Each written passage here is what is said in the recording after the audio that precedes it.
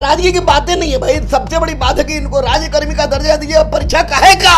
15 साल से, 20 साल से, 5 साल से, 8 साल से, 10 साल से जो पढ़ा रहा है, तो इसका मतलब कि इतना दिन तक आप खराब आदमी से पढ़वा रहे थे। माननीय मुख्यमंत्री नीतीश कुमार हो, उन पर 1% भी संदेह नहीं है। उनके कुछ इर्द गिर्द लगने वाले लोग तरह तरह का शोषा देते हैं। माननीय उप मुख्यमंत्री तेजस्वी से स्पष्ट रूप से अनुरोध करूंगा कि कोई परीक्षा की बात छोड़िए। लंबे समय से ये पढ़ा रहे हैं, इनको अनुभव है और इसलिए इनको आप राज्यकर्मी का दर्जा दीजिए। 5 साल से, 10 साल से, 15 साल से, 20 साल से पढ़ा रहा है, उसको पढ़ाने के बाद आप नियोजित शिक्षक आपका राज्यकर्मी का दर्जा दीजिएगा और उसको विशिष्ट शिक्षक की उपाधि से विभूषित कीजिएगा। तो वैसी परिस्थिति में क्लास में जिस स्कूल में वो पढ़ाएगा, वह निश्चित रूप से वहाँ पर 2 नजर का से लोग देखेंगे।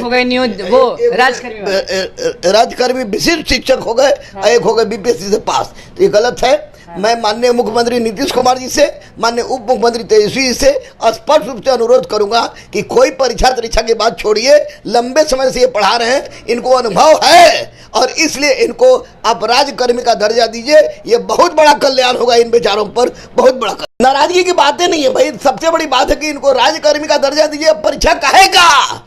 15 साल से, 20 साल से, 5 साल से, 8 साल से, 10 साल से जो पढ़ा रहा है, तो इसका मतलब कि इतना दिन तक आप खराब आदमी से पढ़वा रहे थे।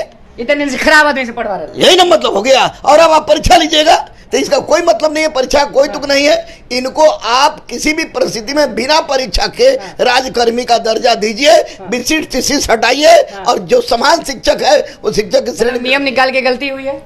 गलती तो निश्चित रूप से सरकार ने क्या सोचा है, लेकिन मेरे दृष्टिकोण से ये उचित नहीं लग रहा है, क्योंकि राज्यकर्मी का दर्जा इनको मिलना चाहिए बिना परीक्षा लिए हुए, क्योंकि ये लंबे समय से। मुझे माननीय मुख्यमंत्री नीतीश कुमार हो, उन पर 1% भी संदेह नहीं है। उनके कुछ इर्द गिर्द लगने वाले लोग तरह तरह का शोषा देते हैं और उसी शोषा के कारण बेचारे फंसे।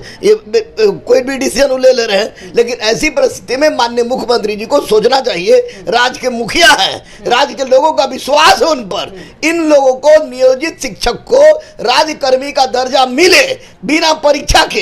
ये परीक्षा नहीं होनी चाहिए। परीक्षा नहीं होना चाहिए, परीक्षा नहीं होना चाहिए। और इनको विशिष्ट शिक्षक नहीं कह के सामान्य शिक्षक ही कहिए, जो बीपीएससी के साथ है। कहीं कोई भेदभाव नहीं हो। अगर ये गलत थे, अगर इनको पढ़ाने नहीं आ रहा था, तो फिर 15 साल से, 8 साल से, 10 साल पहले ही निकाल देना चाहिए था। तो अभी इस तरह करने कोई दुख नहीं है। राज्यकर्मी का दर्जा इन्हें मिले बिना किसी परीक्षा के, इसी की विनती मैं माननीय मुख्यमंत्री